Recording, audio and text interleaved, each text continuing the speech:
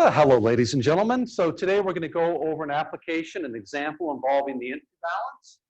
We already did the plane wall last time, but we're going to do a piston cylinder device containing H2O. So we're going to apply an entropy balance to a simple system, a simple process involving expansion of a container filled with H2O, piston cylinder device.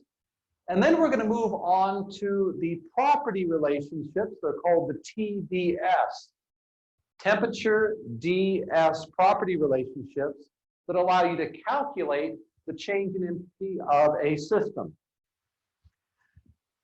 These property relationships, the Tds equations, are similar. They're the same idea as the du/dh property relationship. Remember, du is equal to cv dt. And dH is equal to Cp dt, provided you're not within the dome. So we have similar relationships between temperature, pressure, and entropy given by the Tds property relationships.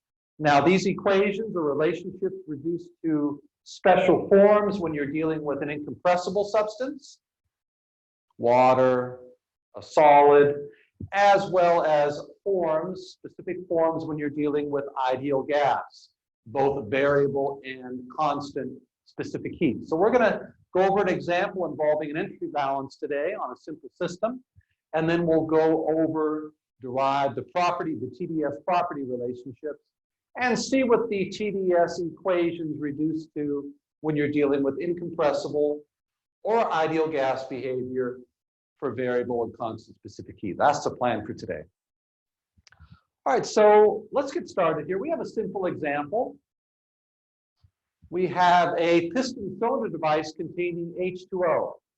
The H2O at state 1 originally is a saturated liquid. It's got a pressure P1 and a volume V1. What are these pressures and volumes? Well, initially the pressure of the saturated liquid H2O is 1.5 bar. And there is 2 liters of the stuff. So 0.002 cubic meters of saturated H2O inside of a piston cylinder device. Now, this piston cylinder device is insulated.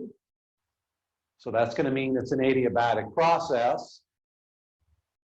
So if it's insulated, what are we doing with this H2O? Well, we have a little wire in here. So we're going to be doing electric work.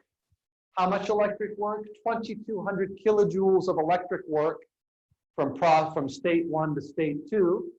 So we're going to be heating up or boiling away some of the H2O saturated liquid. We're going to be boiling some of it away by heating it with a heating element. Also, the process is going to be an isobaric one. We're going to keep the pressure constant as we boil away the saturated liquid to presumably produce a saturated vapor. Okay, so what are we supposed to calculate here? We're supposed to calculate the change in entropy, delta S from 1 to 2, for my H2O system. So my H2O is a system in the piston cylinder device, so I want to find delta S. I also want to calculate the entropy generation, S gen from 1 to 2. Is the process electric heating of H2O in this piston cylinder device, is this process reversible or irreversible? In other words, is S gen positive or 0? Remember from last time when we talked about S gen, if this heating process with the electric heating element is reversible, S generated better be 0. If S gen is positive, that means that the heating process is an irreversible one.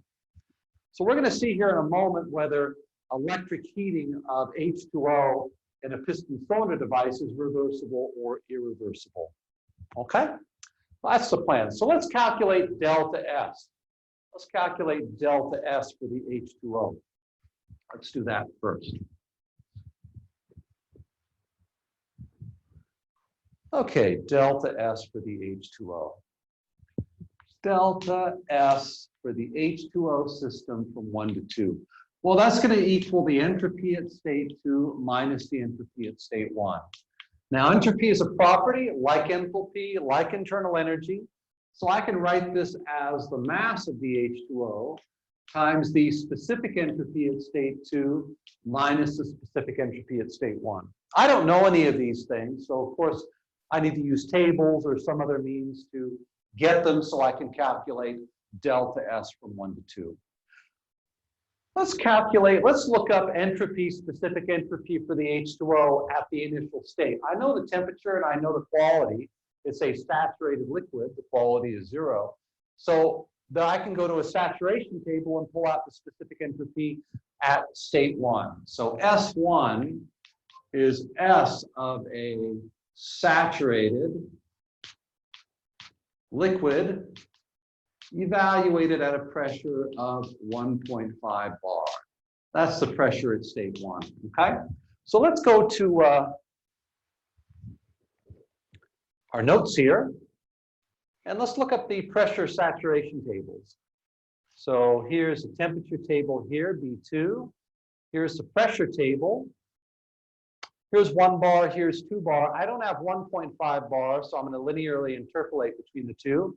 Remember, specific volume, specific internal energy, and specific entropy. So specific entropy for a saturated liquid, so that's the second to last column, go down to 1 bar and 2 bar. I get 1.03, 1.3026 and 1.5301 kilojoule per kilogram degree Kelvin. So I'm going to interpolate that to 1.5 bar. So let's see here. That's going to be 1.5301 plus 1.3026 divided by 2. And I get 1.42 kilojoules per kilogram degree Kelvin. And that's from saturation table B3, saturation table B3, all right?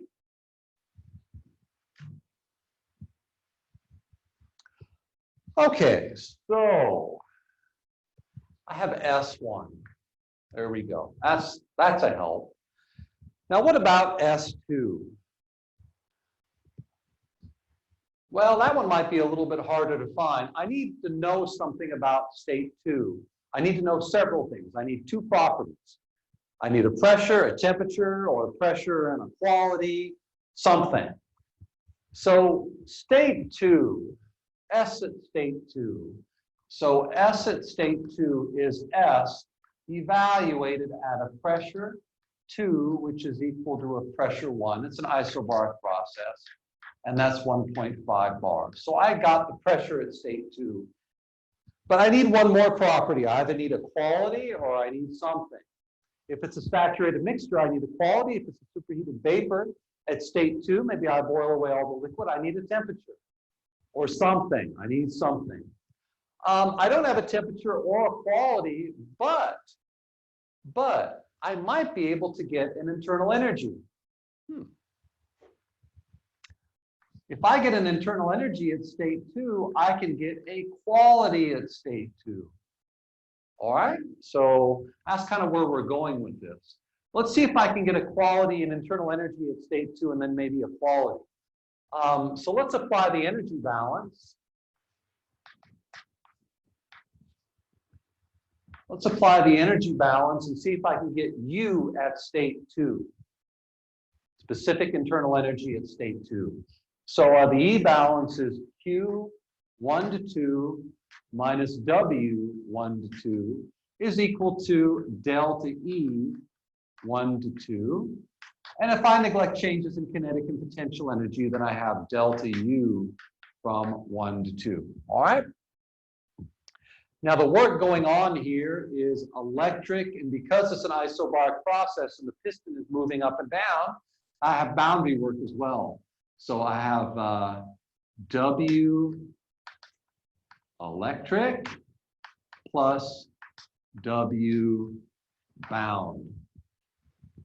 Now the boundary work from 1 to 2, the boundary work, because it's an isobaric process, is equal to pressure times the change in volume. Okay? Now what that means is I can take the pressure times the change in volume and I can put it over on the right-hand side of the equation. And the delta U becomes a delta H.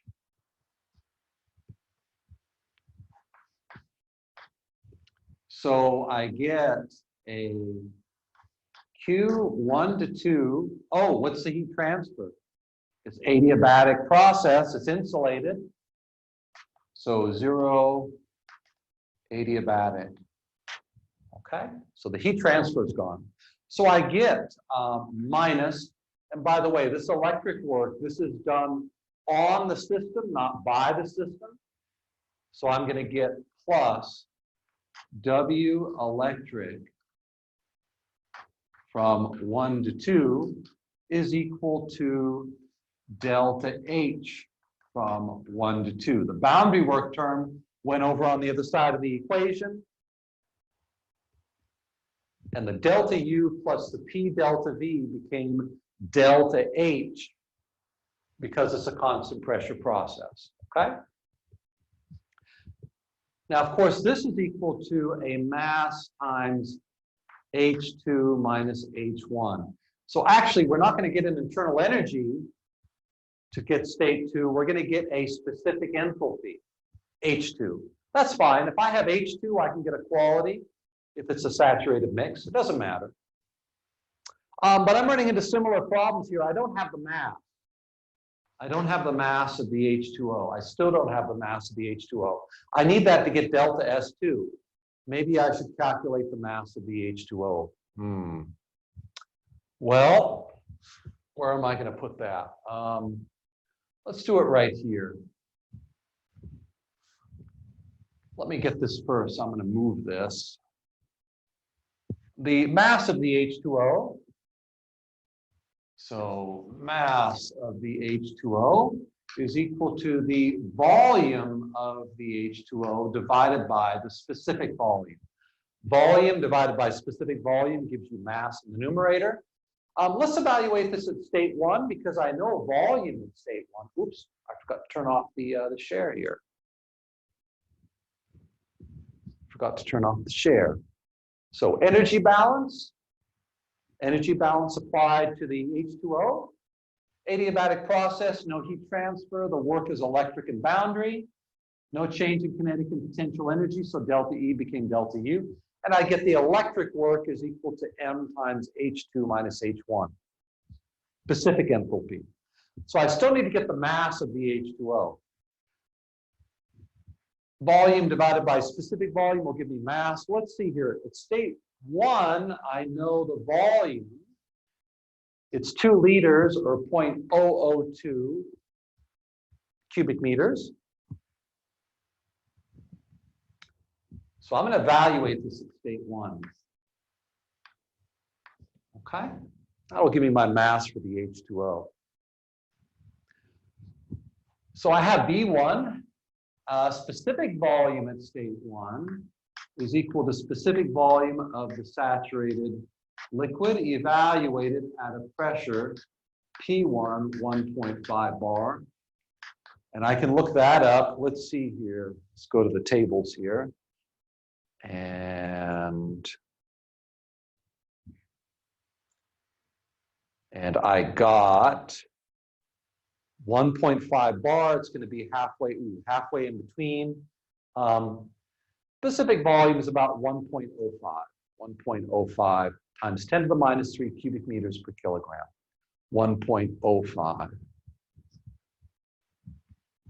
1.05 10 to the minus 3 cubic meters per kilogram. Okay, so now I have V1. Let's see here. So 2 liters is what?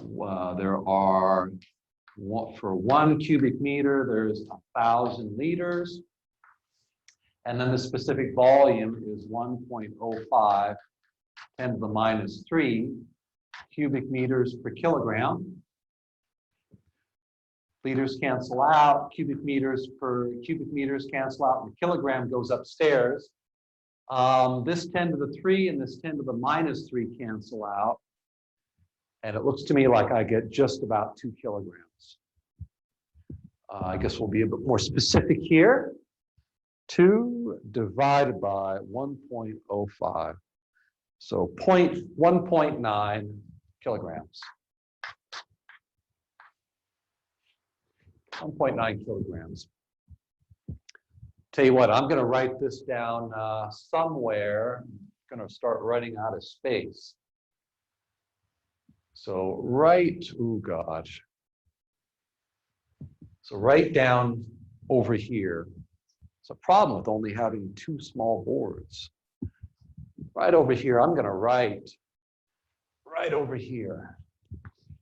MH2O 1.9 kilograms. Okay. And also, I'm going to write S1 as well. S1 is 1.42 kilojoule per kilogram degree Kelvin. Okay, we'll write stuff up as we come along, okay?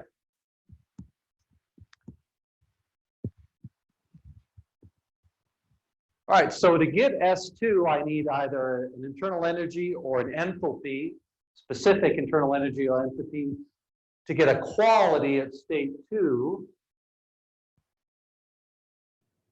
so I can calculate the specific entropy, okay? All right, to do that, I need to solve for H2. I have M of the H2, so let's solve for H2. H2, divide both sides by MH2O, and I get W electric divided by MH2O plus H1. I don't know what H1 is. Let's see here. H1, I'll look it up in a table. H1 is H of the saturated liquid evaluated at a pressure of 1.5 bar. So I'll look that up in a table. Let's look that up in a table.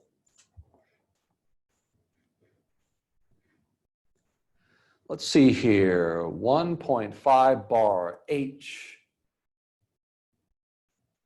Going to interpolate between these two.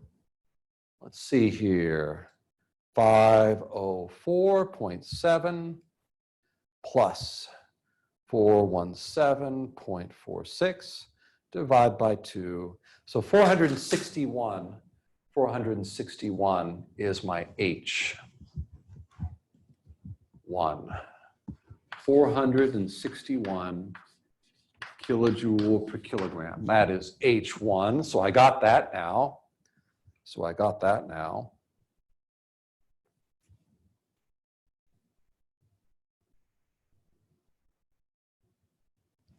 Okay, so H2 then. So you plug this all in and you get an H2. Oops, let me make sure I got this specific entropy right. 461.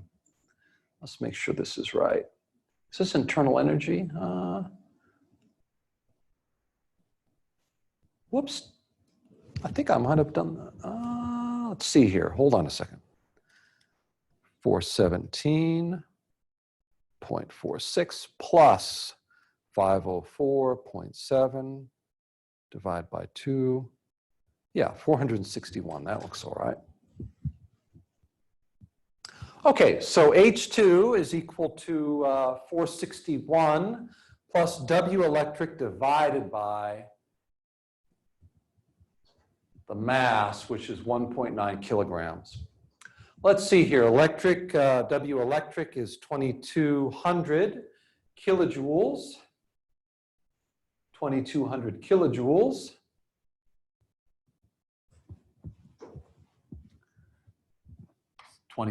kilojoules. So 2200 divided by 1.9 kilograms plus 461. And I get 16.189 kilojoules per kilogram. So that's H2. So H2, I'm going to write that over here. Instead. So 1618.9, I'm going to write that over here. 1618.9. H2, 1618.9 kilojoule per kilogram, okay?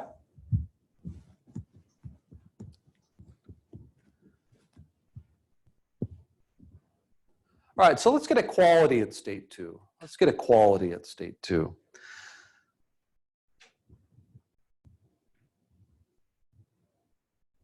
So quality at state 2, done with the energy balance.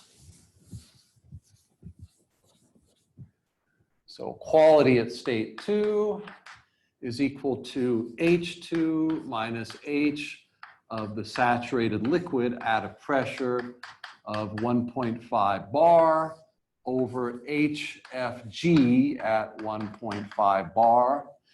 And I get a quality of about 50%, 0.520, 0.520. Okay, so I go and crank through, won't go through the details here.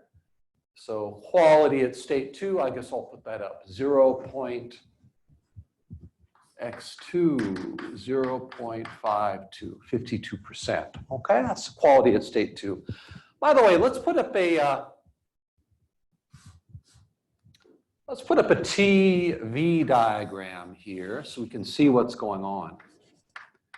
TV, here's a saturation dome. Here's my 1.5 bar isobar. So we start off at a saturated liquid and we move to somewhere inside the dome. So there's state 2 right there, okay? There's the dome right there. Okay, so that's the process going on, isobaric expansion. Okay, so I got the quality at state 2. Let's calculate the specific entropy at state 2. We're getting there. Let's calculate the specific entropy at state 2.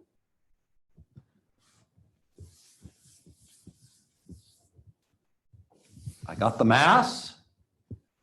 I got specific entropy at state 1. Let's calculate specific entropy at state 2. So S2 is S evaluated at a pressure P2 of 1.5 bar and quality X2 0.52. So this is going to work just like internal energy and enthalpy and specific volume. The same equation that applies for calculating properties inside the dome applies for entropy, that applied for specific internal energy, enthalpy, and specific volumes. So I'm going to write S saturated liquid plus the quality at state 2 times S of the saturated vapor minus S of the saturated liquid. Okay, let's look up some of these things. S of the saturated liquid at 1.5 bar. Let's have a look at that. I might have to do a little bit of interpolation here. Oops, let's do my screen share. There we go.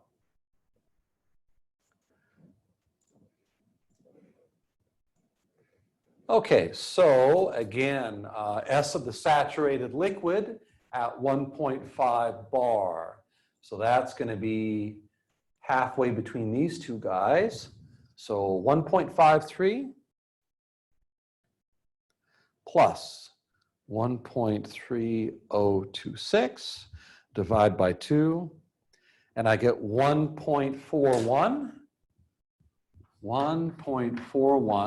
kilojoule per kilogram degree in Kelvin, plus the quality at state 2, 0.52 times H sat vapor. That is going to be 7.3 594, oops, 7.3594 plus 7.1271 divide by 2, and I get 7.24. That looks pretty good.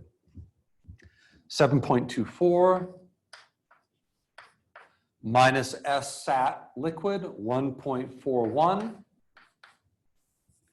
And I get the specific entropy at state 2, so minus 1.41.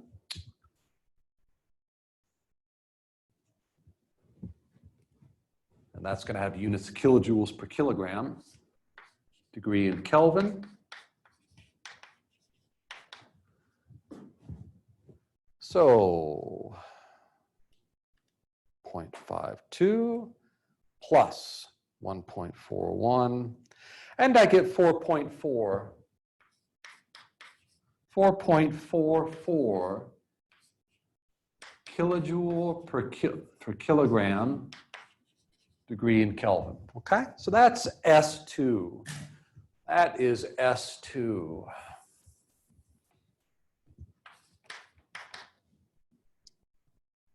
.44 kilojoule per kilogram degree in Kelvin. That's S2. Okay, now I have the specific entropy at state 2. So I can plug in. Let's see here, the mass again. The mass, let's go back. What was my mass? 1.9. A lot of stuff to keep track of here. 1.9 kilograms. 1.9 kilograms. 1.9 kilograms. And then S2 was 4.4 kilojoule per kilogram degree in Kelvin. Minus specific entropy at state 1, which is 1.42 kilojoule per kilogram degree in Kelvin. Kilograms cancel out, and I get kilojoule per degree Kelvin. Let's see here, minus 1.42 times 1.9. 5.75 kilojoules per degree Kelvin. Okay, so let's write that down here. The change in entropy of my H2O as it is heated isobarically and adiabatically with that heater is 5.75 kilojoule per degree Kelvin. Okay, entropy went up because we heated it up. Well, we boiled some of it away. Specific entropy of a superheated vapor, of a saturated vapor, is greater than that of a liquid. So our entropy went up as we boiled it away. Okay? All right, so let's calculate Sgen. Entropy generated from state 1 to state 2. What's Sgen? What's Sgen? Let's apply the entropy balance to our closed system H2O. Why? Because Sgen appears in the entropy balance. Maybe we can solve for the entropy Sgen by the entropy balance. So S balance. Of course, the H2O is a closed system.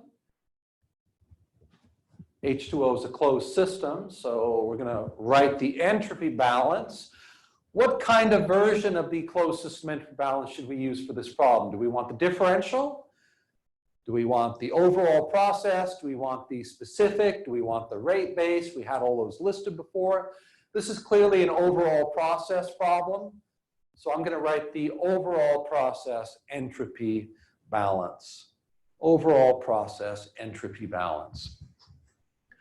So what we have is the sum of the heat transfer divided by the interaction temperature is equal to the change in entropy from 1 to 2 plus S generated from 1 to 2. So that's the entropy balance. Entropy being brought in from a heat interaction changes the entropy of the system, and there may be additional entropy generation inside. Okay? So that's how that equation works. That's how that equation works, all right? Now, this is an adiabatic process. This is an adiabatic process, so there's no heat interaction going on. So this term is zero. Zero adiabatic. Zero adiabatic. So that's gone. So that means that delta S, 0 is equal to delta S plus S gen. I'm sorry here, hold on a second. That is not the version, let's see here. What do we actually write down? Where's my S gen? Is it over on the right-hand side or the left-hand side? Let's make sure we have this correct. Let's see here, there we go. Yeah, I guess I didn't quite write it this way. This isn't quite right. So what we have is, excuse me, what we have, let's go back to the proper equation. Delta S, what I've written is very similar to the open system entropy balance, so let's not get ahead of ourselves. Delta S from 1 to 2 is equal to the integral. Sorry, I'm thinking about the open system entropy balance. We're going to write the closed system entropy balance. So delta S, integral of del Q over T from 1 to 2, and this is the interaction temperature, plus S generated from 1 to 2. That is the proper closed system entropy balance from the table that we saw last time. Again, this is an adiabatic process, so there's no heat transfer going on, so this term is equal to 0. Adiabatic. And we simply get the equation delta S from 1 to 2 for the water is equal to S gen. Let me flip the equation here. So this implies S generated for the heating process is equal to the change in entropy of the system. We have the change in entropy of the system. It's 5.75 kilojoules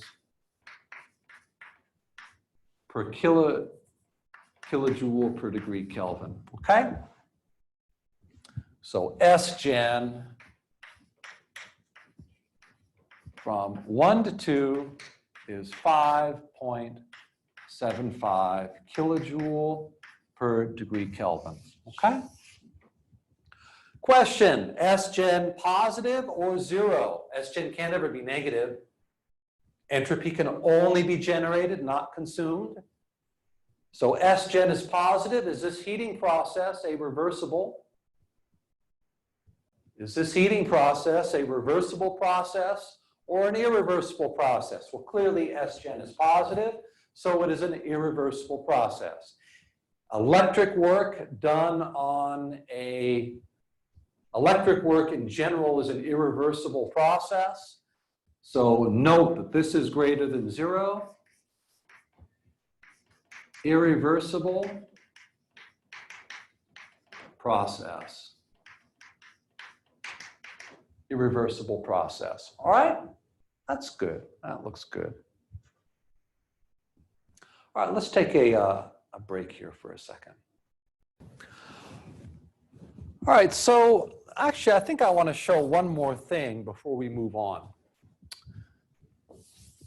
Remember, whenever you're doing any kind of problem, it's a good idea to have the process on some kind of a property plot, just showing you what sort of process is occurring, especially if you're dealing with some kind of mixtures. So let's put up the TV diagram up. So here's TV. Let's put this up one more time. So here's the specific volume. There's a dome. So here's the isobar. This is pressure 1.5 bar. Okay? State 1 was a saturated liquid. And then we moved to state 2, which is some sort of mixture. Okay? Now, you could also draw the TS, specific entropy diagram, and it would look qualitatively the same. S, specific entropy, is a property like specific volume. The saturation dome looks the same for specific entropy. You have a saturated liquid over here, a saturated vapor, the critical point. Everything still applies for the Ts diagram as for the TV diagram, okay? And the isobars here, again, are upward sloping outside of the dome. So P equals 1.5 bar. So we started off with a saturated liquid with a specific entropy S1. I don't remember what that was. And then we moved over to state 2 and ended up with a specific entropy at state 2. So this is our change in specific entropy. So that's what the process looks like on a Ts diagram, where S is specific entropy of the system. The dome looks exactly the same, qualitatively the same as the TV diagram, okay? So I do want to point that out. As we do these problems, we're going to start putting up Ts diagrams as opposed to TV or PV diagrams so that we can keep track of the processes. All right, let's switch gears here and try to figure out some general equations that allow us to calculate the change in entropy of some system. We've been using tables so far in this example because we had a saturated mixture. We had to use saturation tables to calculate entropy of the system at the initial and the final state. Be nice to derive some equations similar to the dH and the du property relationships so we can quickly calculate change in entropy without having to use tables, or at least use tables as much, okay? So the TDS equations. Temperature Ds property relationships. Tds property relationships or equations. That's what we're going to derive here next. Okay, let me start off with a system, and this system moves from state 1 to state 2. Okay, state 1 to state 2. Now, this process is going to be a differential process. So I'm going to start off at state 1, and I'm going to move a small distance. A small distance is going to be a differential process to state 2.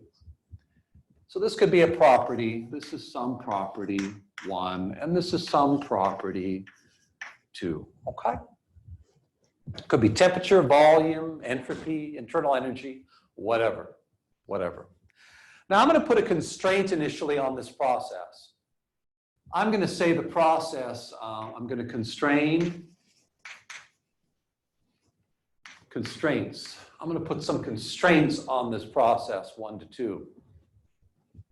First of all, this process is going to be reversible. It's going to be reversible. So we're going to go from state 1 to state 2, and we're going to do it reversibly. I'm also going to assume or impose the constraint that any work that occurs is boundary work. So work equals work boundary work as I go from state 1 to state 2. I'm also going to say that any heat being added to my system as I go from state 1 to state 2. So I'm going to add a differential amount of heat. This is a differential process. Add a differential amount of heat. That the interaction temperature is equal to the temperature of the system. So the T interaction is equal to the temperature of the system. Now, that actually falls from the reversible process. If the temperature here at the surface of my system was not the temperature of the system itself, then as the heat flowed into the system, it would flow across a temperature difference. And heat transfer across a temperature difference is irreversible. So I'm going to point out that temperature, the interaction temperature, is equal to T, and I'm going to write here reversible heat transfer. Because it's a reversible process, any heat transfer process needs to be reversible. So the interaction temperature has to equal the temperature of the system. So here's the temperature of the system. There's the temperature at the surface of the system where the heat transfer flows across the system boundary. These temperatures better be the same, else we have heat transfer as it flows into the system. The heat flows into the system. We would have heat transfer across a finite temperature difference, and that would be irreversible. So those temperatures must be the same, okay? We're also going to neglect changes in kinetic and potential energy. So dPe is equal to dKe, and that's also going to be equal to 0, all right? Okay, so let's write the energy balance for my system. This is a closed system. Let's write the energy balance, and let's write the entropy balance for this differential process. So we have the differential energy balance, del Q minus del W bound is equal to dE, which is equal to du. Okay, why is D equal to du? Because we're neglecting changes in kinetic and potential energy. So this implies del Q, oh, by the way, what's differential boundary work? It's PdV. So this is actually PdV. PdV. So I get del Q minus PdV is equal to du. All right? Let's write the entropy balance. ds is equal to del Q over T interaction plus del S gen. That's the entropy balance for a closed system. That's the entropy balance. So this is the E balance. E balance for a differential process, and this is the S balance. Now this is a reversible process, so what's del S gen? 0. Reversible. What's the interaction temperature? Well, I've already assumed, since it's reversible heat transfer, I've assumed that this temperature, the interaction temperature, is T. So I get ds is equal to del Q over T. Now I'm going to solve that ds equation. I'm going to solve it for the heat transfer. Del Q is equal to T ds. All right? Now I'm going to substitute that into my energy balance. So this is T ds. So I get the following. T ds minus PdV is equal to du. Let's take the PdV and put it over on the other side of the equation. And I get TdS, temperature times the differential change in entropy, is equal to PdV. Actually, I'll put du first. du plus PdV. du plus PdV. So let me write that equation down over here.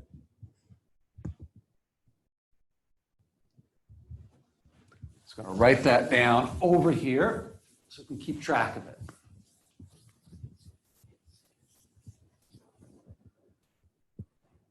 Tds equals du plus PdV.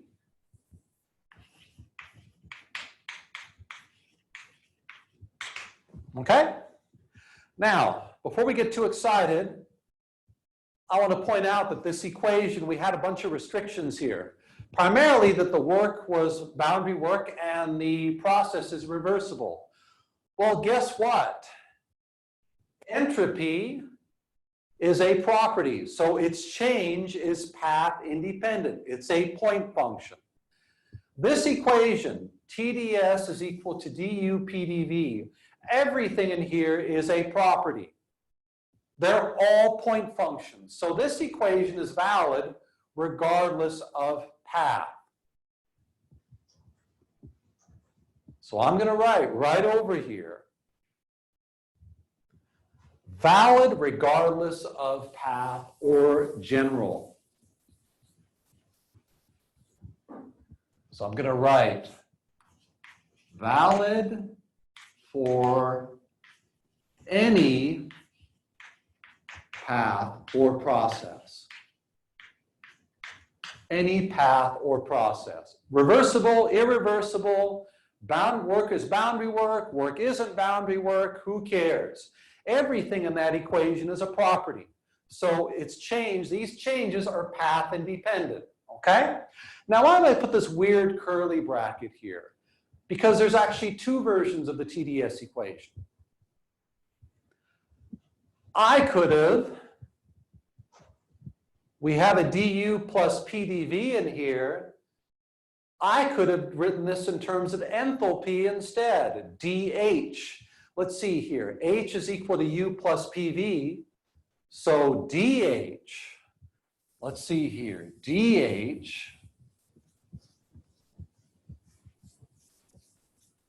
so we have h is u plus pv. So dh is equal to du plus, I got to use the chain rule here, pdv plus vdp. So I could solve that equation, I could substitute that equation into that equation, du plus pdv. So du plus pdv is equal to dh minus vdp. So I could substitute this right into here, and I get the second TDS equation. The second TDS equation. dH minus vdp. Put a box around this. This is the Tds property relationships, and they allow us to relate changes in entropy to changes in internal energy, enthalpy, pressure, and volume of the system.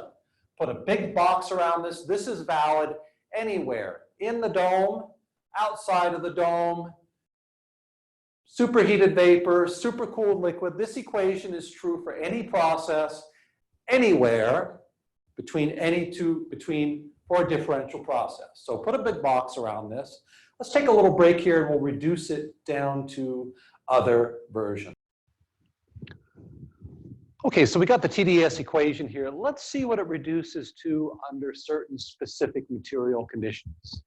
So first of all, let's look and see what happens when we have a solid or a supercooled liquid. So solid or super or some kind of a liquid.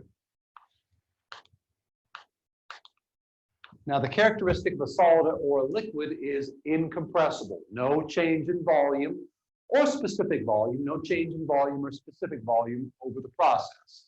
So incompressible. So any process involving a solid or a liquid, we can assume to be an incompressible process. So in that case, so let me write the first version of the TDS equation. So we have TDS is equal to du plus pdv. Now, if it's incompressible, there's no volume change. So this term is equal to 0 because we're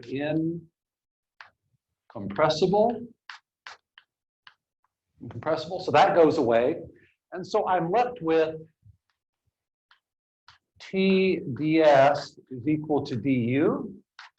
Now, du for a solid or a liquid is equal to Cv dt. So this is Cv dt, where specific heat can be either constant or variable. And so the final result here is ds is equal, oh, this is actually mass times specific volume. So why don't I be a little bit more careful here?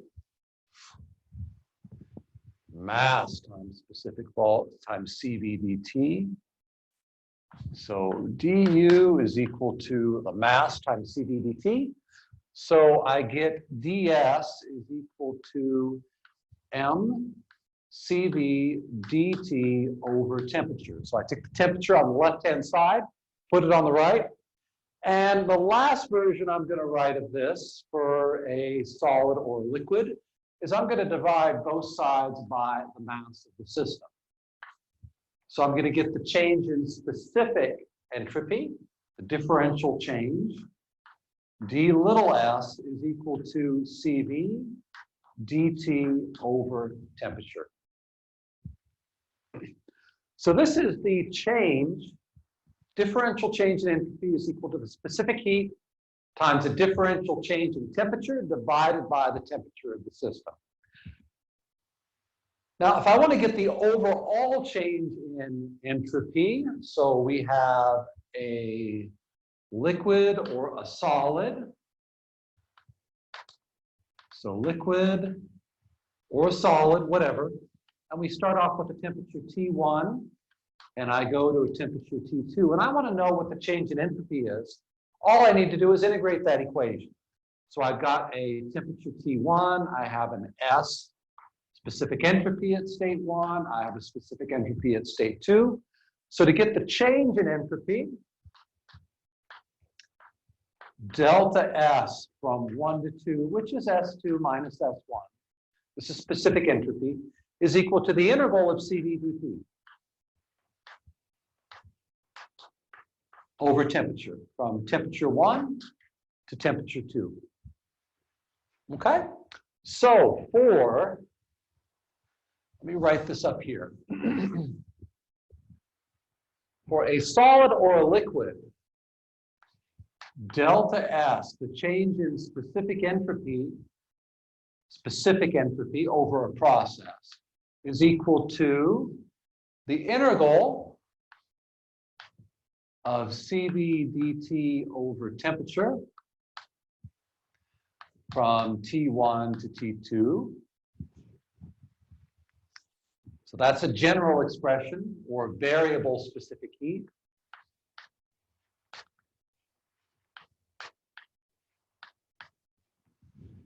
And of course, if we assume constant specific heat, this is the Cv gets pulled out of the integral, and I get Cv times, and then I can evaluate the integral. The antiderivative of 1 over t is natural log of t. So I get Cv ln T2 over T1, and this is for constant Cp Cv, okay? So for liquid and solids, depending on whether you're using variable specific heat or constant specific heat, the change in entropy is given by either one of these expressions for a liquid or solid. I put a box around this. Liquid or solid, expressions for calculating the change in specific entropy of the liquid or solid, okay? So that's for a liquid or solid. Of course, if you're inside the dome, so in this case here, I guess I should, maybe it wouldn't hurt to put up the saturation dome and indicate what region we're talking about here. So here's specific entropy, here's temperature, here's the dome. So I'm interested in calculating delta S out in this region here. So this is for liquids. Okay, that's out here. Okay, so that's how we calculate delta S to the left of the surface of the saturation dome. Okay. What about if we want to calculate change in entropy for an ideal gas? So how about IGB?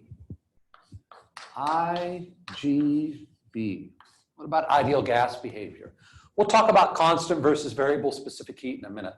But let's start with the TDS equations. So TDS is equal to du plus PdV. And then I have dH plus VdP.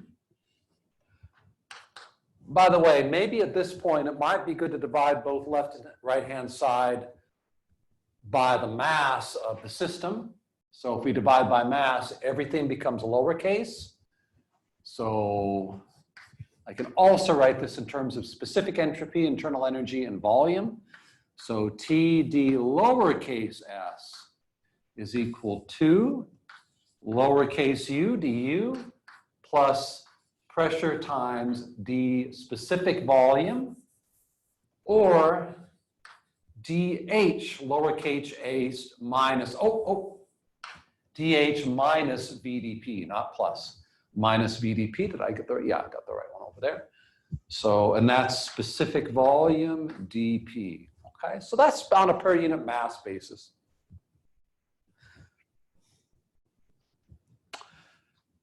Well, let's play around with the first equation here. So Td little s is equal to du plus PdV. Okay?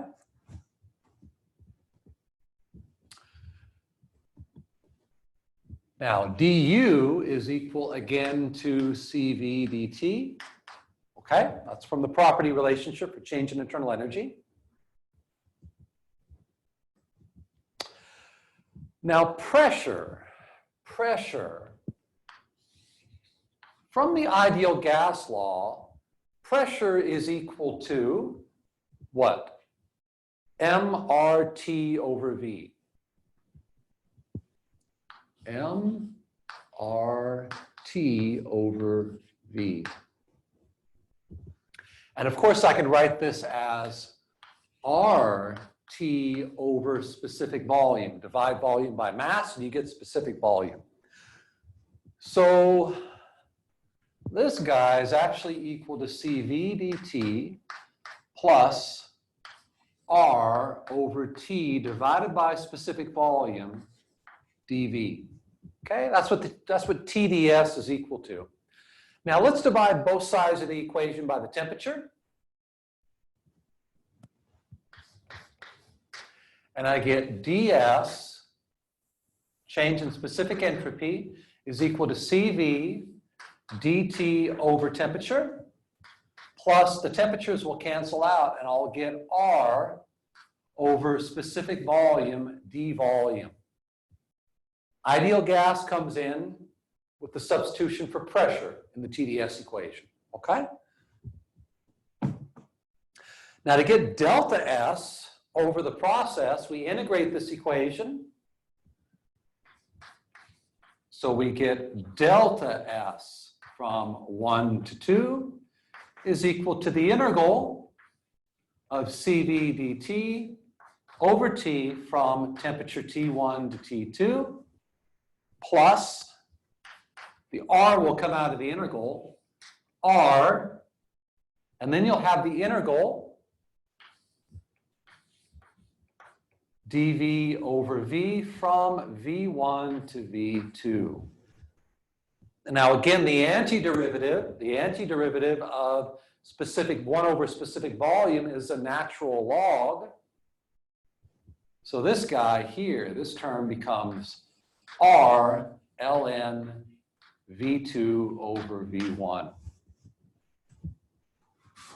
Okay, so the final equation we have here delta S. Delta S 1 to 2 equals, let me write the variable specific heat. I'm going to keep the CV inside of the integral.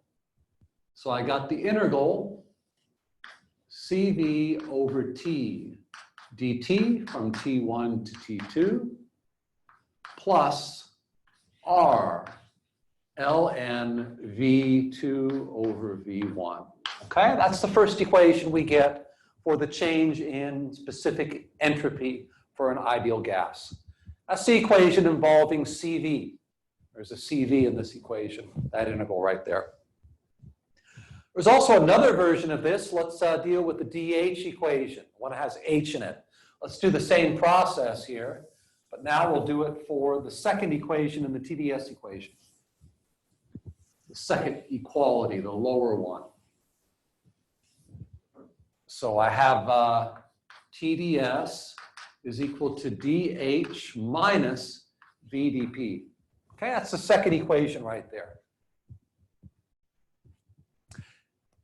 DH is equal to Cp dt from the property relationship. Cp dt, property relationship. DH is equal to Cp dt. And then specific volume from the ideal gas law. Let's see, specific volume is volume divided by mass. So that's RT over P. RT over pressure. So I get Cp dt minus RT over pressure d pressure. Okay?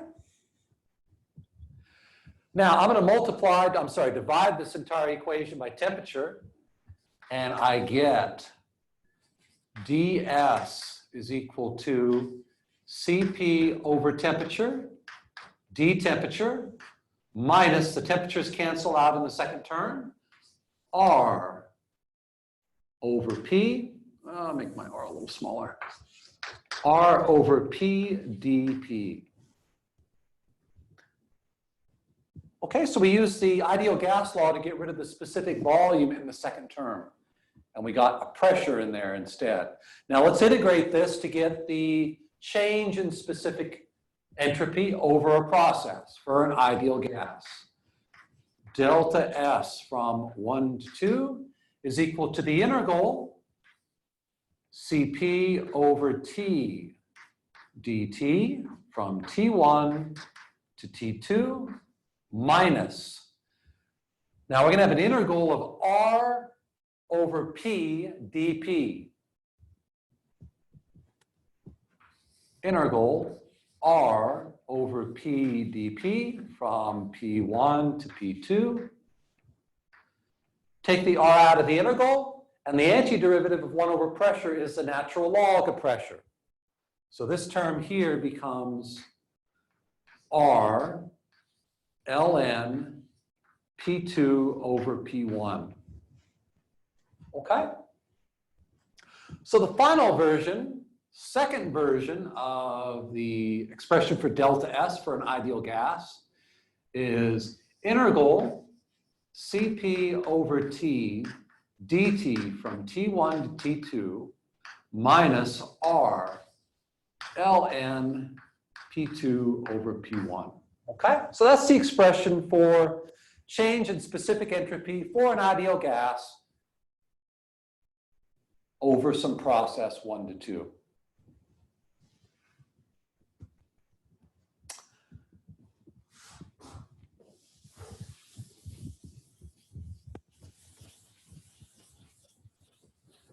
Now, for constant specific heats,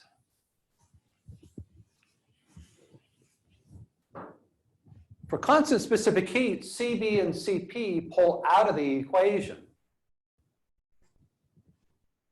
So constant, note, constant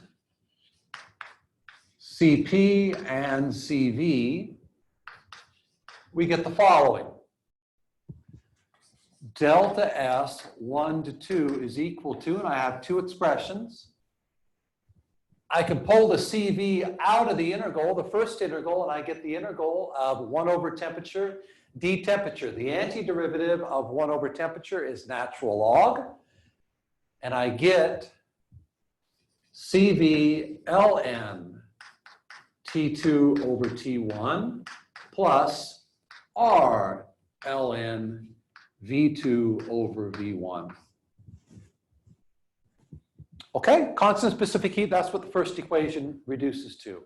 The second equation involving enthalpy, or CP if you like, I can pull that out of the integral as well.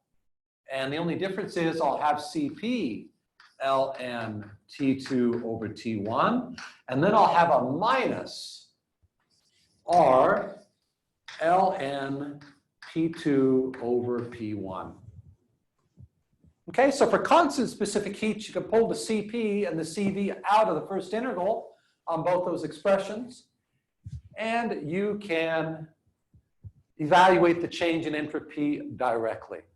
You can evaluate the change in entropy delta S directly.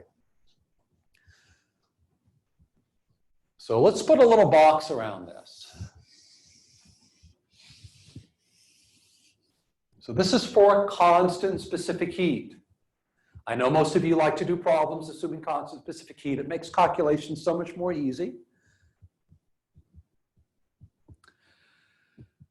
Now, what about variable specific heat? This is the variable specific heat expressions for delta S. Note that the CP and CV, which are functions of temperature, are still buried in the integral.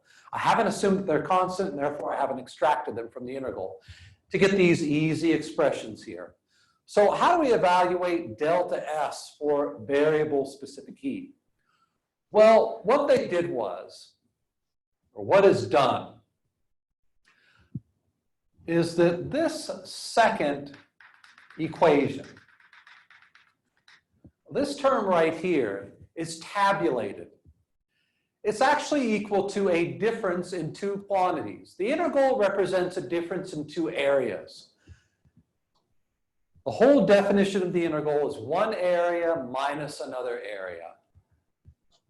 Or if you like, some antiderivative evaluated at the forward position versus at the backwards position. So it's a difference in two quantities which is used to evaluate the integral. Okay? So what they did was they re-expressed this integral as the difference between two quantities which are functions of temperature. So this guy here is equal to what's called S naught evaluated at T2 minus S naught evaluated at T1. So our new expression for variable specific heat,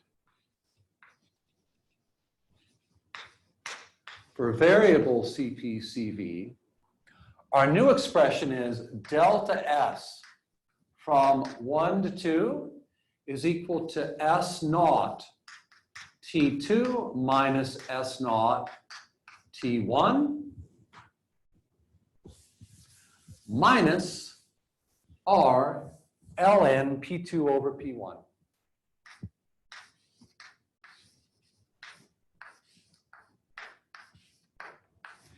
Now, where are these S naughts found? S naught is a function of temperature in tables. Let's find them. Let's find them. We'll be doing an example here pretty soon showing you how this is done. Let's see here.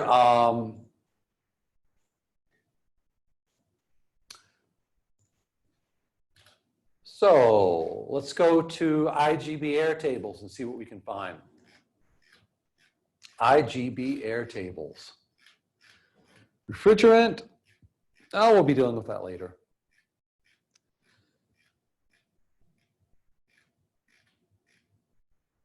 Here we go. Actually, I think my notation's a little bit different here. So we have, as a function of temperature, enthalpy, internal energy, and S naught. I guess I'm using an uppercase S naught there. I'll go change the notation in just a second. So S naught is a function of temperature. And S naught, or the difference in S naughts evaluated at your upper and lower temperature, allow you to calculate the integral Cp over T dt. So these are available in ideal gas tables, whether it's for air or for nitrogen, oxygen, water vapor, CO, CO2. You see these S naughts? The S naughts are used to evaluate, the integral Cp over T dt. So I guess I've got to be a little bit careful here. In the notes, I'm using S superscript naught. So I guess I have to make sure the notation, S superscript naught, okay? So if you're doing a variable specific heat problem, to account for variable specific heats, you want to use this S naught formulation for calculating delta S, where the S naughts are located in tables. Okay, this is a lot of stuff going on. You've seen a lot of property relationships. You've now got this TDS stuff. You have the DU, the DH. There's a lot of stuff. I'm sure some of you are thinking, how in the hell am I going to remember all this stuff? It's just overwhelming. It perhaps is. That is why I have made a little table for you in the notes. Let's see if we can find it. So let's go to, excuse me. Let's go to the notes here, and let's go to chapter 6, which is the one on entropy. I always forget whether it's 6 or 5. Let's see here.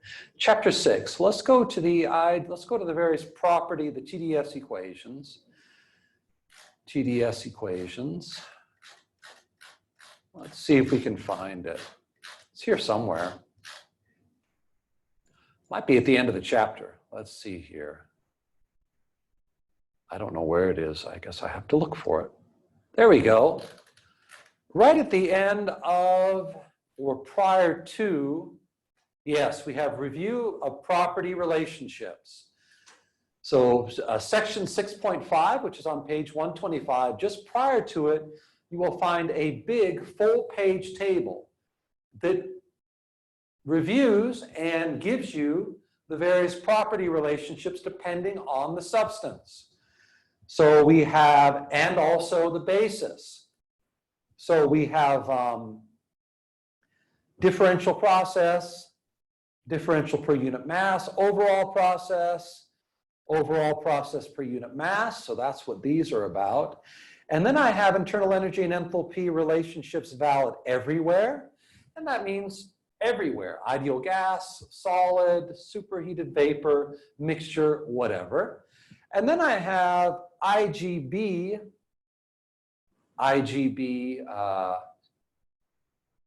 property relationships. Valid, not valid inside the saturation dome. And then I have constant specific heat and IGB equations here. Okay, so notice you have this S naught stuff in the variable specific heat IGB formulations.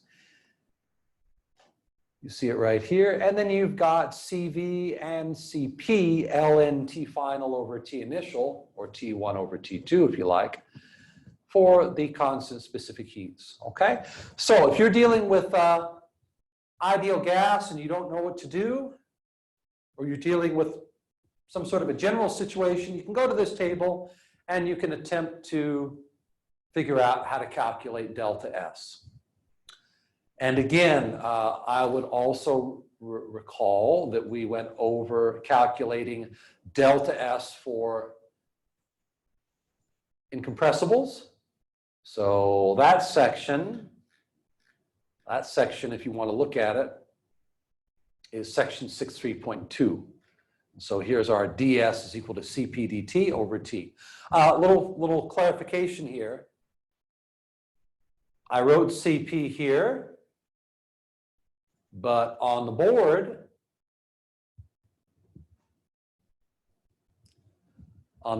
I wrote CV. CV instead of Cp. guess what? It doesn't make a difference whether you, for an incompressible, whether you use CP or CV. Why? Because the only difference in specific heat for a constant versus a pressure versus a constant volume process is the presence of boundary work. And guess what? For an incompressible, there's no boundary work. It doesn't matter whether the pressure goes up and down, doesn't matter whether the pressure goes up and down for a solid or a liquid. The volume doesn't change because there's no boundary work. It's incompressible. And so CP and CV are numerically identical for solid and liquid. So in the textbook, delta S for a solid or liquid is CP over T dt, and of course you integrate to get delta S. And I wrote it CV here. It doesn't matter which one you do because there's no boundary work for a solid or a liquid. So CP and CV are numerically identical. All right, ladies and gentlemen, I think that's enough for today. So you've been introduced to the property relationships, the TDS property relationships, as well as how to evaluate changes in entropy for an ideal gas and incompressibles using those relationships. Next class, we will go over some examples. Take care.